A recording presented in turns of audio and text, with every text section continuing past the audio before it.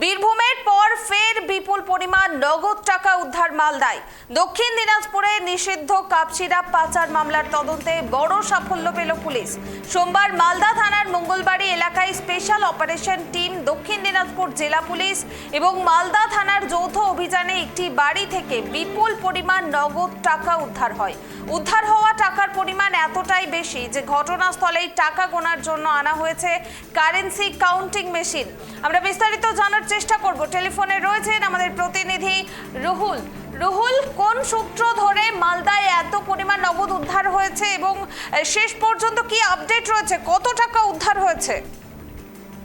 দেখো, গতকাল রাতে কিন্তু মালদায় কিন্তু দক্ষিণ দিনাজপুর পুলিশি অভিযান আসে এবং বীরভূমের পর বিপুল পরিমাণ টাকা উদ্ধার হয়। রবিবার রাতেই কিন্তু চাঞ্চল্য ছড়ায় মালদার মঙ্গলবাড়ি এলাকায় এবং জেলা পুলিশের তরফে জানানো হয়েছে যে বেশ কিছুদিন আগে কয়েকজন যুবক তারা কিন্তু দক্ষিণ দিনাজপুরে 5ই জুলাই তাদেরকে সেখান থেকে কিন্তু গ্রেপ্তার করা হয় এবং তাদের কাছ থেকে 1500 বোতল নিষিদ্ধ কফ সিরাপ উদ্ধার করা হয় এবং এই 4 জনকে জেরা করার পর পুলিশ কিন্তু জানতে পারে যে এদের সাথে মালদার বেশ কিছু লোকের সাথে তাদের কিন্তু যোগাযোগ রয়েছে এবং মালদার যারা ব্যবসা করছে এই বোতলের নিষিদ্ধ কফ সিরাপের সাথে তারা কিন্তু জড়িত রয়েছে এবং সেই সূত্র ধরে মালদায় কিন্তু গতকাল রবিবার রাতে পুলিশ আসে এবং মঙ্গলবাড়ির যে বাড়ি সেই বাড়িতে হানা দেয়।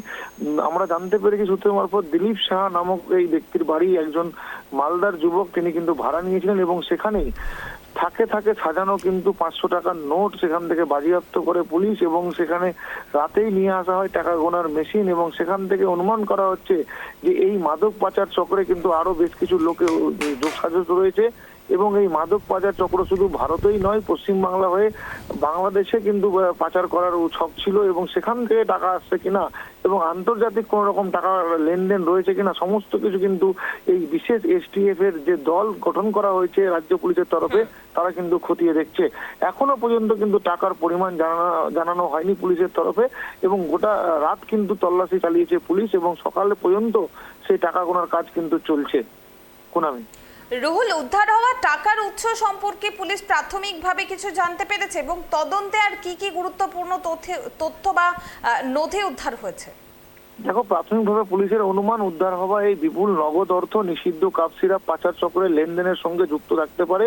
তবে টাকা কোথা থেকে এসেছে, কার মালিকানাধীন এবং পাচার চক্রের সঙ্গে এর যোগসূত্র কতটা গভীর তা কিন্তু খতিয়ে দেখা হচ্ছে পুলিশের তরফে এবং গোটা ঘটনা তদন্ত কিন্তু অব্যাহত রয়েছে পুলিশের তরফে এবং পুলিশ কিন্তু তদন্ত চালিয়ে যাচ্ছে। কুনামি রুহুল, বর্তমানেও কি অভিযান চলছে, তল্লাশি কি এখনো চলছে? দেখো, রাত্রি প্রায় 2টো পর্যন্ত কিন্তু সেখানে পুলিশ তদন্ত চালাচ্ছিল এবং এই যে 4 যুবক যারা ধৃত দক্ষিণ দিনাজপুরে তাদেরকে কিন্তু সঙ্গে করে নিয়ে যে স্পেশাল অপারেশন যে করা হচ্ছে পুলিশের তরফে তারা কিন্তু মালদার আরো কয়েকটি জায়গায় কিন্তু তারা কিন্তু যেতে পারেন এবং তারা কিন্তু এই সূত্র ধরছেন যে এই নিষিদ্ধ কাপ সিরাপের সাথে আরো কি যোগসাজশ রয়েছে এবং এই টাকা কিভাবে আর্থিক লেনদেন করা হয়েছে এবং এই বিপুল পরিমাণ টাকা কিভাবে মজুদ করা হয়েছিল এই সমস্তটা কিন্তু তদন্ত সাপেক্ষ। এখনো পর্যন্ত জেলা পুলিশের তরফে বা রাজ্য পুলিশের তরফে কোনো রকম ভাবে প্রতিক্রিয়া পাওয়া যায়নি এবং আনুষ্ঠানিক কোনো প্রতিক্রিয়া তারা দেননি। বেশ, ধন্যবাদ রুহুল। অর্থাৎ মালদায় কাপ সিরাপ পাচার মামলার তদন্তে বড় সাফল্য পেল পুলিশ। দক্ষিণ দিনাজপুরে নিষিদ্ধ কাপ সিরাপ উদ্ধার মামলার সূত্র ধরে সোমবার মালদা থানার মঙ্গলবাড়ি এলাকায় স্পেশাল অপারেশন টিম, দক্ষিণ দিনাজপুর জেলা পুলিশ এবং মালদা থানার যৌথ বাহিনী একটি বাড়িতে তল্লাশি চালায়। সেই অভিযানে উদ্ধার হয় বিপুল পরিমাণ নগদ টাকা। টাকার পরিমাণ এতটাই বেশি যে ঘটনাস্থলেই কারেন্সি কাউন্টিং মেশিন এনে গোনার কাজ শুরু করা হয়। পুলিশ সূত্রে জানা গিয়েছে, গত 5ই জুলাই দক্ষিণ দিনাজপুরের মেহেন্দ্রিপাড়া এলাকায় প্রায় 1500 বোতল নিষিদ্ধ কাপ সিরাপ উদ্ধার হয় এবং ওই ঘটনায় 4 জনকে গ্রেফতার করা হয়। ধৃতদের জিজ্ঞাসাবাদে মাদক পাচার চক্রের আর্থিক লেনদেন সংক্রান্ত গুরুত্বপূর্ণ তথ্য হাতে আসে তদন্তকারীদের, আর সেই সূত্র ধরেই এদিন মালদায় অভিযান চালানো হয়। পুলিশের প্রাথমিক অনুমান, উদ্ধার হওয়া বিপুল নগদ অর্থ নিষিদ্ধ কাপ সিরাপ পাচার চক্রের লেনদেনের সঙ্গে যুক্ত হতে পারে। তবে টাকার সঠিক পরিমাণ, উৎস, মালিকানা এবং পাচার চক্রের সঙ্গে এর প্রকৃত যোগসূত্র খতিয়ে দেখা হচ্ছে। গোটা ঘটনায় তদন্ত অব্যাহত রয়েছে।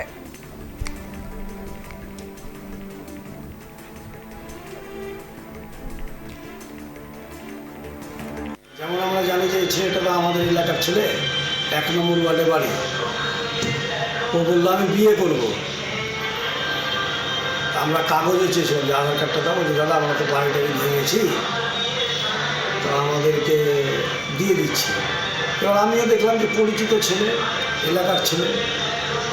পরে শুনছি যে এরকম কাণ্ড। তা আমরা কীভাবে ভাববো যে 2 নম্বরই করে না 1 নম্বরই, আমরা কীভাবে বুঝতে পারবো? কিছু পেয়েছে, কিছু দেখলেন? একটা শুনলাম যে একটা মোটা অঙ্কের টাকা পেয়েছে।